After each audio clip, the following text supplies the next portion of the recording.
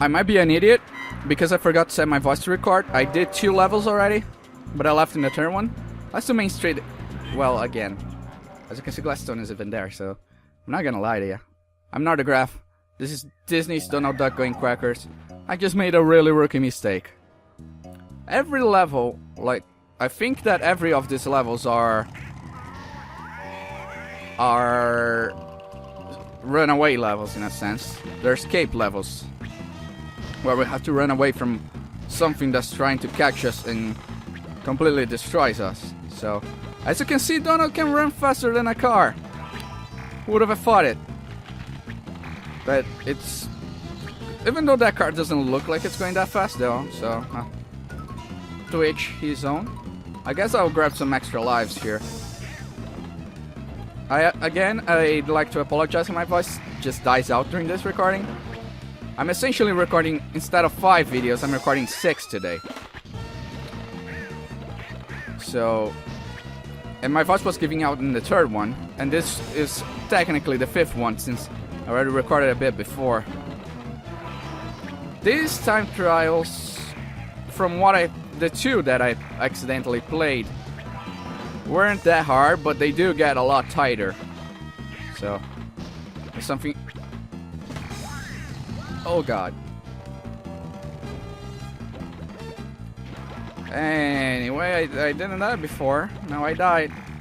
Which, in turn, poses great news for me.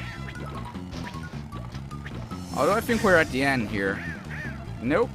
Nope, got another one to go. Great. At least, unlike Crash Bandicoot, there are multiple checkpoints. If this was Crash Bandicoot, that would be the only checkpoint. Right there. In the whole level. So, I'm not bashing on Crash Bandicoot. That's what Crash Bash is for. But we don't get to see the cutscene here of Gladstone talking to us. But it's essentially the same thing. Essentially the same thing. So... oh god, my chair. My chair just went really down. Not gonna fix this now. Anyway, we're gonna do the time trial here. Even though I already done it. You can redo it if you want. I'm quite comically sat down now because my chair went all the way down.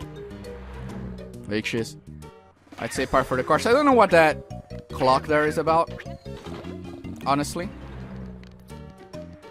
Missing a few boxes doesn't cost you a lot. Missing all of them is probably gonna make you lose the time trial, so... we don't... the good thing, though, is that we can be a little more bold with our approach here. By that I say, I'm gonna die on the first few seconds of the level. That will cost us. I'm just throwing. I'm lion throwing right now. Wow. Just wow. Wow. I'm doing great now. I'm doing just fantastic. Aren't I? I'm not sure I can make this now. If I do, I severely doubt it. But if I do, it will be with like 5 seconds left. There, and there. Oh god, these jumps are not hard at all, and I'm just making them out to be a lot harder than they are. Okay. How long until we get to the end? I think we're right about there. Probably 20 more seconds until we get there, maybe. We're still at this checkpoint, which doesn't bode well for us. And if I die here, it's all ogre. So I better make sure I don't. Oh, I can see the end. I can see the end. 14 seconds. I did better than I expected. Okay, so you do have a very big margin of error here, which is good. Good to know. Although if I'm screwing this up after having played the levels, I can't really see how I'll do the rest of them, so still have no idea what that claw clipping up there is. Anyway, when I did this before, I was talking about other games that I rented. One of them was Body Harvest, which is a game I never quite understood. I never got past I think the first level. That Body Harvest is kind of an open world game, so that's not really that like bad. But I never really understood, although I did play quite a lot of just the first level because I liked the game quite a bit. Even though it was too stupid to finish it. Anyway, and another game was Quest 64 or Holy Magic Sanctuary, I think that was the name for it in Europe. Which is quite a weird name. Quest 64 is not a good name. But Holy Magic Sanctuary is just weird. I guess that's just what I think, but anyway, it's just weird. Very, very weird. Anyway, we finished this one in quite due time. And I'm probably one of the few persons that actually enjoyed the game. ProCharted actually did a video on the game.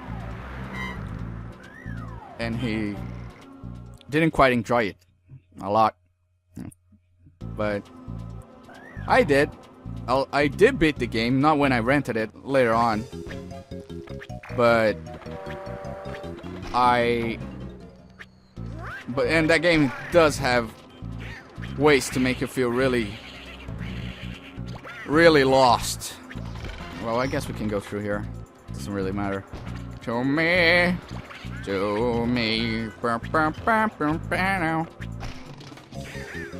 That game has a way of making you really lost, especially in the desert. The desert is really good at making you feel really lost. Let's try not to die here, shall we? I'm actually gonna grab that.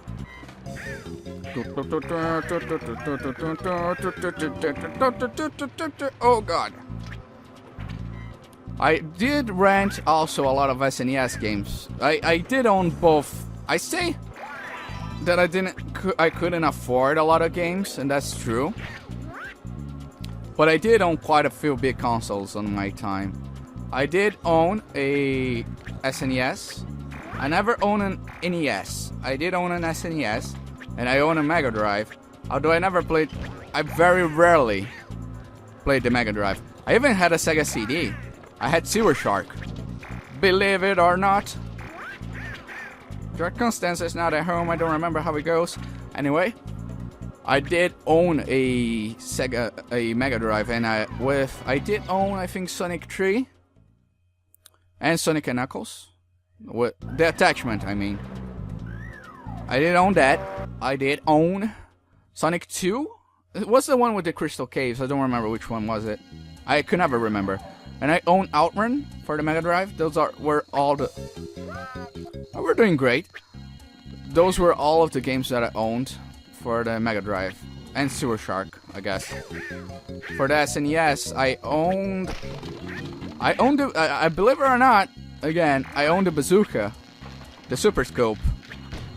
And I had Yoshi Safari. Although the Super Scope never quite worked right. You know, I may sound like a douche for saying I couldn't afford games, but I had all of these consoles. But because I had all those consoles, I couldn't afford the game, you know. So, the games. Anyway, for SNES, I owned Goof Troop. I owned, I think, Super Mario All-Stars. And I owned a soccer game. Which I don't remember which specific soccer game it was. And I think that's it. There's actually a cool, speaking of soccer games, there's a cool soccer game that I rented from some time to time. I don't know the name because it was in Japanese, but I quite enjoyed it. I think it was J-League something. It was very anime in its style. I don't remember what the name of it was. Which doesn't really matter. It was quite a fun game. I liked it because I could always just walk it in. you know, walk the ball into the goal. Because you could do a little jump with the ball. So you could jump over the goalie. Something I really like to do in that game was I like to have my goalie come out of the goal and jump over the opponent's goal and walk it in with my goalie. I love doing that in that game. It was quite fun. Now, what was I talking about? This SNES games I rented. I also rented, by the way, Pokemon Puzzle League, which I always loved. And oh, we just got the close. I didn't even notice we were done. Anyway, Pokemon Puzzle League and Pokemon Stadium. I guess next video I'll talk about a bit of the SNES games I rented. We look quite dapper. Also, our idle animation changes. Anyway, on the next part, we'll be doing the next world. We should be doing the next world right here, which is spooky level. We just got 2 more worlds to go. Can you believe it? Can you? I can't. By the way, this changes your clothes. You can actually see what clothes we need to unlock here. You can probably guess what those are. Consider one is a spooky level, and the other is a spooky pyramids level. See you guys on the next part, on the flip side. Bye bye.